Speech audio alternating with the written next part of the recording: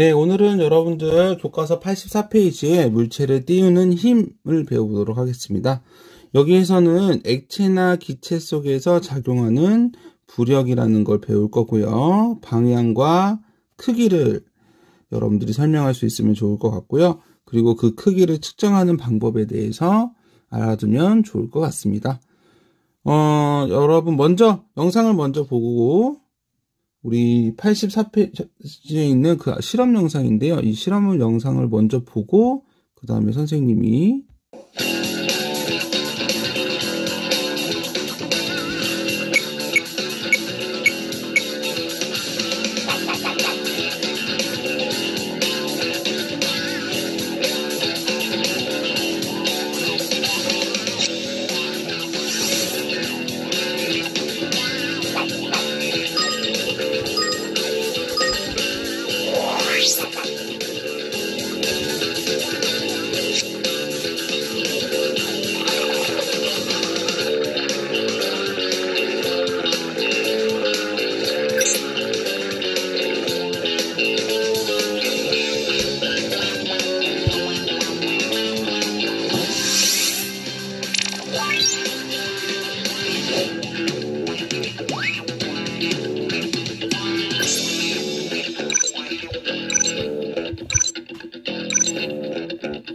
네, 물속에 잠긴 물체는 부력이 위쪽으로 작용한다고 했죠? 조금 더 자세하게 알아보도록 하겠습니다. 자, 노트를 보면서 좀 더 자세히 설명해 보도록 하겠습니다. 첫 번째, 균형을 이루고 있었죠? 균형을 이루고 있었습니다. 그런 것은 양쪽의 중력이 동일하게 작용한다는 겁니다. 뭐 표시를 해보면 여기에 중력이 있을 거고 여기에 중력이 있을 건데 수평을 이루고 있다고 하니까 같은 물체다, 질량이 같은 물체다, 무게가 같은 물체다, 중력이 같은 물체다 이렇게 알 수 있겠죠. 그런데 오른쪽에 물을 채우니 왼쪽으로 기울었대요. 아까는 동일했는데 왼쪽으로 기울었다는 것은 왼쪽이 무거워지고 또는 오른쪽이 가벼워졌다는 거죠. 그런데 우리는 왼쪽에는 아무것도 가해주지 않았기 때문에 오른쪽이 뭔가 가벼워졌다는 거예요. 중력을 줄이는 효과에 어떤 힘이 작용했다는 거예요. 줄이려면은 중력과 방향이 어떻게 해요? 예, 반대 방향으로 작용을 해야 됩니다. 자, 힘을 표시해 보면 두 물체가 첫 번째는 중력이 있었고 중력이 나중에도 있죠. 그런데 무게가 줄어들었다는 것은 어떻게? 네, 위쪽 방향으로의 힘이 작용했고 이 힘이 부력이라고 부르는 겁니다. 자, 부력을 한번 정리해 보도록 하겠습니다. 부력. 액체나 기체가 물체를 밀어 올리는 힘을 부력이라고 해요.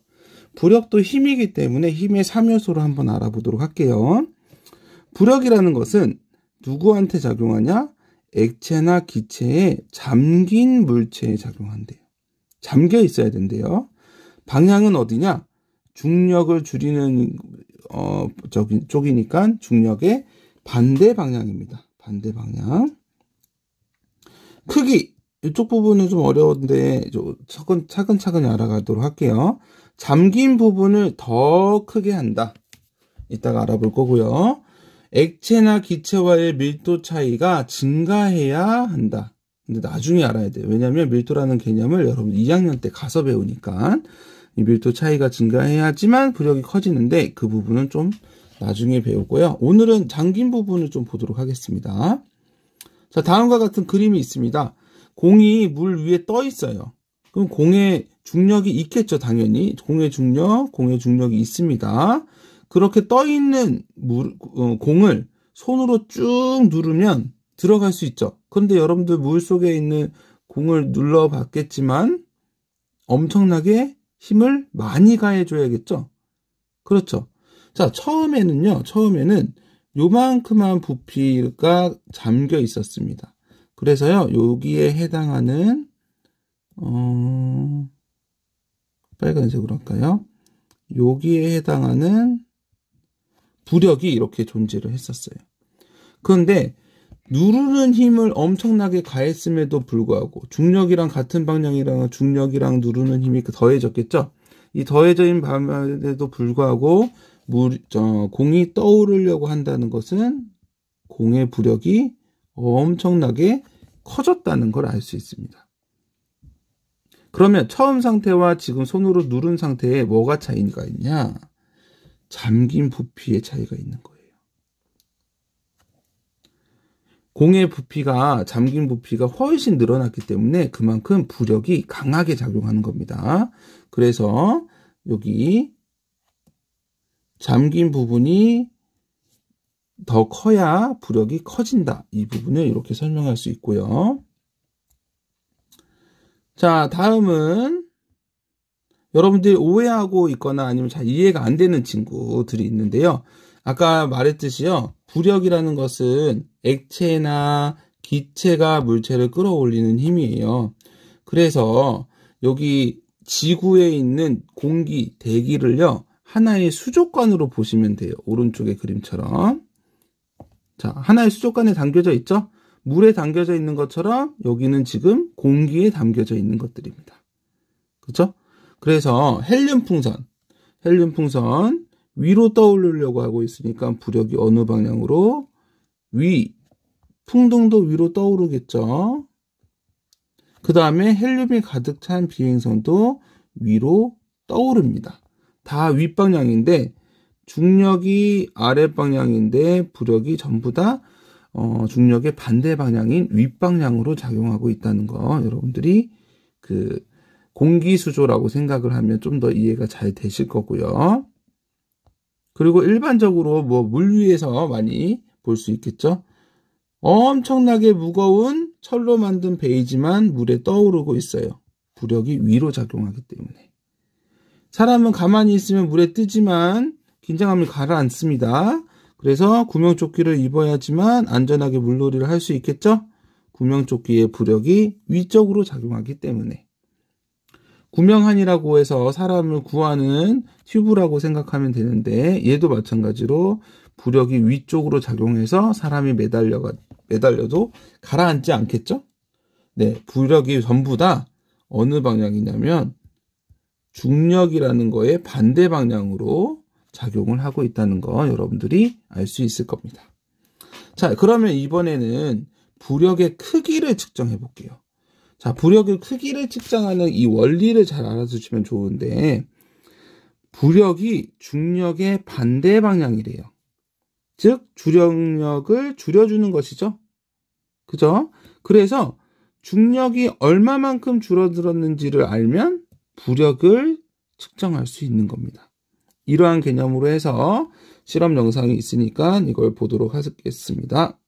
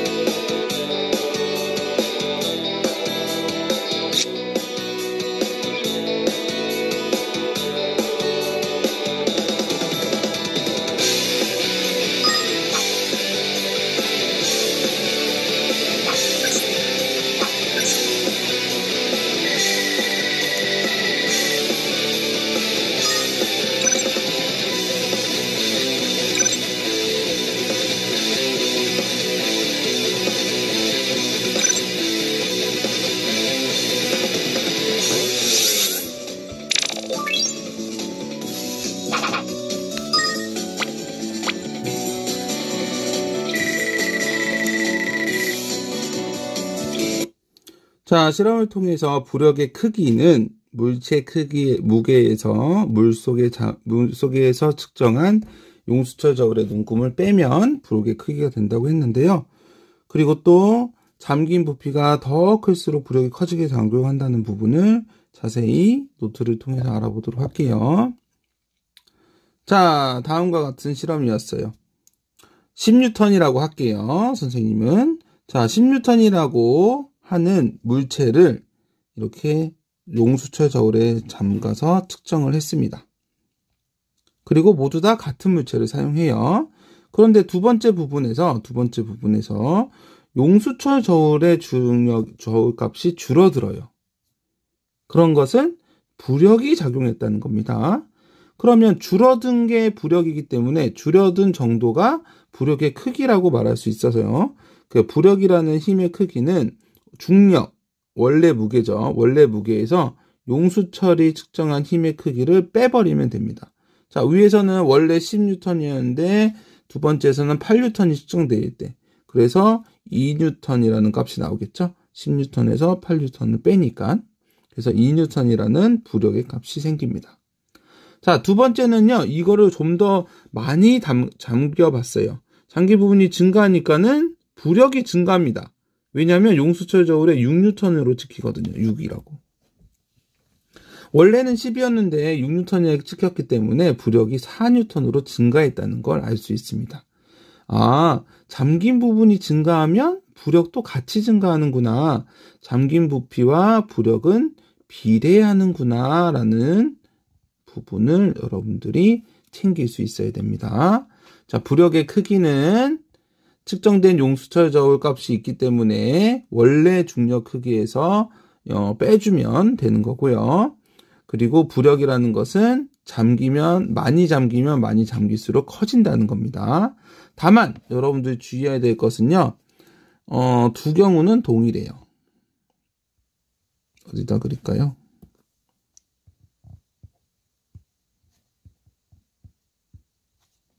요렇게 잠겼을 때나 요렇게 잠겼을 때나 동일합니다.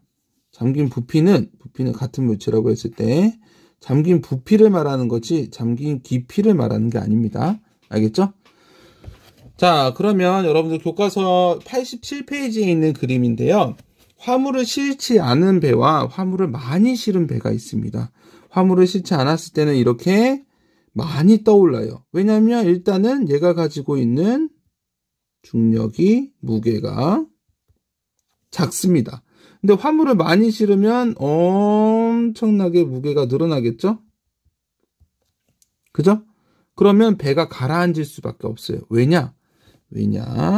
여기 보시면 잠긴 부피를 보세요. 첫 번째는 얼마 되지 않지만 두 번째 잠긴 부피는 엄청 크죠? 그죠? 왜 그러냐면 이 늘어난 무게를 버티려면 요만큼만한 잠긴 부피가 있어야지만 위쪽으로 커다란 부력이 작용하고요. 중력이 작았을 때는 위쪽으로 작은 부피만 작용을 해도 떠오를 수 있는 겁니다. 알겠죠? 그래서 점점 잠기는 이유는 부력을 점점 증가시켜서 무게와 동일하게 하고 물속에 떠오르게 하려고 하는 거죠. 자, 그러면은 87페이지에 있는 스스로 확인하기 먼저 풀어보고 선생님들이랑 질문 시간을 갖도록 할게요.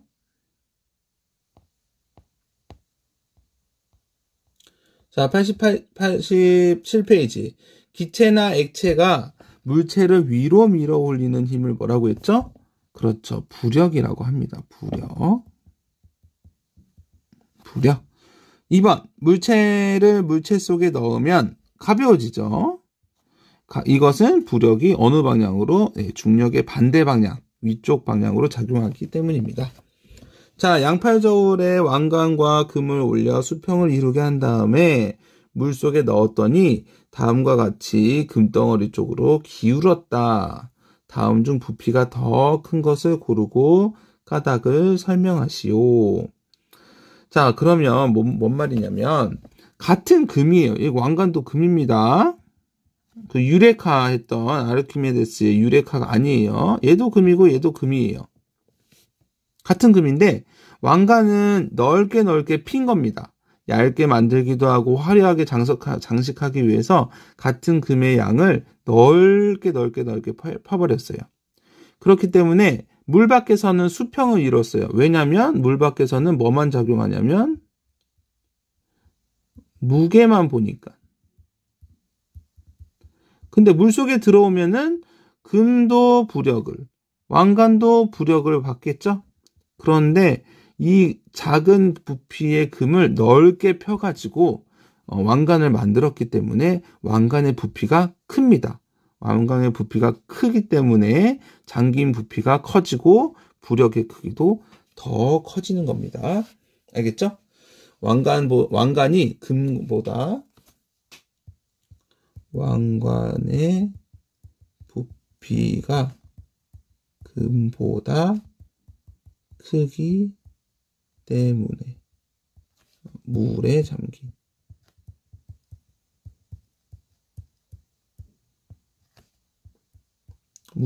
부피가 부력의 크기를 결정하게 되기 때문입니다. 자, 그러면은 오늘 수업 마무리하도록 하겠습니다.